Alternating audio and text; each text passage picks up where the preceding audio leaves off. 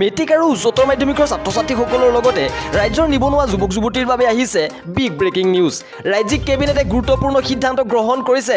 নিবনুৱা যুৱক-যুৱতীৰ বাবে আহিছে সুখবৰ। 1 লাখ চাকৰিৰ নিযুক্তিৰ কাম ইতিমধ্যে আৰম্ভ হৈছে। ক'ত কিদৰে নিযুক্তি দিব ইয়াৰ শেহতীয়া আপডেট এই ভিডিঅ'টোৰ মাধ্যমেৰে উপস্থাপন কৰা হৈছে। লগতে মেট্ৰিক আৰু উচ্চতৰ মাধ্যমিক পৰীক্ষাৰ্থীসকলৰ বাবেও আহিছে এক ডাঙৰ খবৰ। নতুন এক নিৰ্দেশাৱলী প্ৰকাশ কৰা হৈছে। ইয়াৰো সবিশেষ এই ভিডিঅ'টোৰ মাধ্যমেৰে উপস্থাপন কৰা হৈছে। লগতে লকডাউন হ'ব নেকি ইয়াৰো সবিশেষ আপোনালোকক জনাব বিচাৰিছোঁ। সেয়েহে অনুৰোধ কৰিছোঁ ভিডিঅ'টো প্ৰথমৰ পৰা শেষলৈ চাই যাব। ইয়াৰ সবিশেষ লাভ কৰিবৰ বাবে যদি ভাল লাগে অনুগ্ৰহ কৰি লাইক কৰি দিব আৰু বন্ধু-বান্ধৱীসকলৰ মাজতো শ্বেয়াৰ কৰিব যাতে সকলোৱে এই খবৰ লাভ কৰিব পাৰে। প্ৰিয় বন্ধু-বান্ধৱীসকল, আহক আজিৰ ভিডিঅ'টো আৰম্ভ কৰোঁ। আৰম্ভণিতে সকলোলৈ এটি অনুৰোধ, যিসকলে বৰ্তমানলৈকে আমাৰ চেনেলটো ছাবস্ক্ৰাইব কৰা নাই অনুগ্ৰহ কৰি ছাবস্ক্ৰাইব কৰি কাষৰ নটিফিকেশ্যন বেলটো প্ৰেছ কৰি অল কৰি ৰাখিব যাতে আমি দিয়া ভিডিঅ'ৰ নটিফিকেশ্যন সঠিক সময়ত লাভ কৰিব পাৰে। নমস্কাৰ সকলোকে, আজিৰ ভিডিঅ'টোলৈ মই বিশ্বজিৎ বৰাই স্বাগতম জনাইছোঁ। প্ৰথমে জনাব বিচাৰিছোঁ ৰাজ্যৰ নিবনুৱা যুৱ বন্ধু-বান্ধৱীৰ বাবে আহিছে বিগ ব্ৰেকিং নিউজ। 1 লাখ চাকৰিৰ নিযুক্তিৰ কাম ইতিমধ্যে আৰম্ভ কৰা হৈছে। ৰাজ্যিক কেবিনেটে অতি গুৰুত্বপূৰ্ণ সিদ্ধান্ত গ্ৰহণ কৰিছে আৰু অতি প্ৰশংসনীয় পদক্ষেপ গ্ৰহণ কৰিছে। বিশেষকৈ 1 লাখ নিযুক্তিৰ ক্ষেত্ৰত ব্যৱস্থা গ্ৰহণ কৰিছে।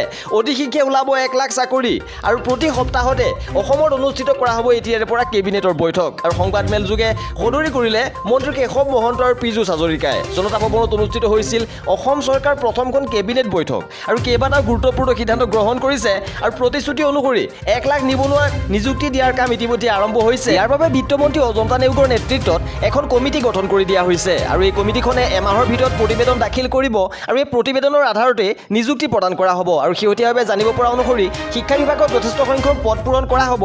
ইয়াৰ উপৰি অসম আৰক্ষীৰ ABUB কনিষ্টবলৰ বাকী ৰোৱা নিযুক্তি প্ৰক্ৰিয়া অতি শীঘ্ৰে সমাপ্ত হৈ উঠিব। এইবাৰ আমি মন্ত্ৰী কেশৱ মহন্তৰ ভাষ্য আপোনালোকক শুনাব বিচাৰিছোঁ। চাকৰি আমি নিযুক্তি দিম।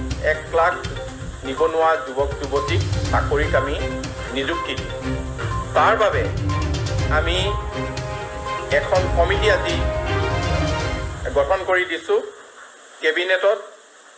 সেই কমিটিখন হৈছে আমাৰ বিত্তমন্ত্ৰী মহোদয়া অজন্তা নেওগ ডাঙৰীয়ানীক chairman, chief secretary member, principal secretary health member, principal secretary to the chief minister member. এই কমিটিখনে এমাহৰ ভিতৰত প্ৰতিবেদন দাখিল কৰিব। 1 লাখ নিযুক্তিৰ যিটো খচৰা, সেই খচৰা এইবাৰ জনাব বিচাৰিছোঁ উচ্চতৰ মাধ্যমিকৰ ছাত্ৰ-ছাত্ৰীসকলৰ বাবে আহিছে এক বিগ ব্ৰেকিং নিউজ।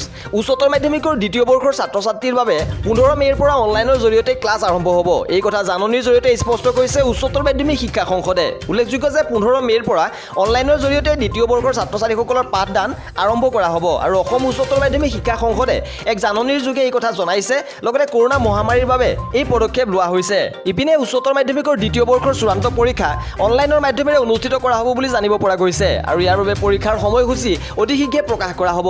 লগতে উল্লেখযোগ্য যে মেট্ৰিক পৰীক্ষাৰ্থীসকলৰ বাবেও আহিছে গুৰুত্বপূৰ্ণ খবৰ। মেট্ৰিক পৰীক্ষা এবাৰ 3টা বা 4টা মূল বিষয়ৰ হ'লেও পৰীক্ষা অনুষ্ঠিত কৰা হ'ব, কিন্তু অফলাইনৰ মাধ্যমেৰে অনুষ্ঠিত কৰা হ'ব মেট্ৰিক পৰীক্ষা। আৰু লগতে উল্লেখযোগ্য যে ছাত্ৰ-ছাত্ৰীসকলৰ ইয়াৰ বাবে অতি শীঘ্ৰে সময়সূচী প্ৰকাশ কৰা হ'ব আৰু সেবাৰ কৰ্তৃপক্ষৰ সৈতে অতি শীঘ্ৰে আলোচনাত মিলিত হ'ব নতুন শিক্ষামন্ত্ৰী ৰণোজ পেগু আৰু ইয়াৰ অন্ততে আপোনালোকৰ নতুন পৰীক্ষাৰ তাৰিখ নিৰ্ধাৰণ কৰা হ'ব। লগতে উল্লেখযোগ্য যে বৰ্ধিত COVID-19 সংক্ৰমণৰ পৰিপ্ৰেক্ষিতত ৰাজ্যিক কেবিনেটে গুৰুত্বপূৰ্ণ সিদ্ধান্ত গ্ৰহণ কৰিছে আৰু ইয়াৰ বাবে কঠোৰ হৈছে প্ৰশাসন।